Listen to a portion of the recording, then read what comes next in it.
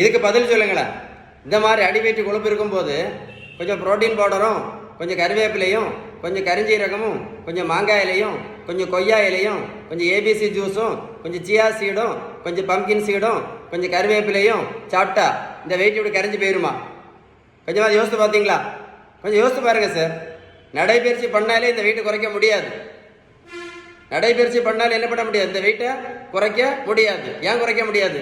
1 kilometre நடைபயிற்சி பண்ணினா எத்தனை கேலரி எரிக்கப்படும் தெரியுமா? 40லேருந்து 50 கேலரி மட்டும்தான். அதனால் நடைபயிற்சி மட்டும் பண்ணி வெயிட் என்ன பண்ண முடியாது? குறைக்க முடியாது. என்னோட பேப்பர் எழுதி வச்சுடுங்க.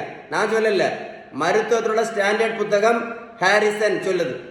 அதில் வெந்தயத்தையும் கருவேப்பிலையும் நினைச்சு லைஃபை வேஸ்ட் பண்ணிடாதுங்க. கண்டிப்பாக வெயிட் குறைக்க முடியாது வெந்தயத்தையும் கருவேப்பிலையும் சாப்பிட்டுட்டு. இந்த பெரியவங்களை பாருங்க, 42 கிலோ வெயிட் குறைச்சிருக்கோம். 128லேருந்து 86 கிலோ. நான் கொடுத்தது எல்லாமே என்னது?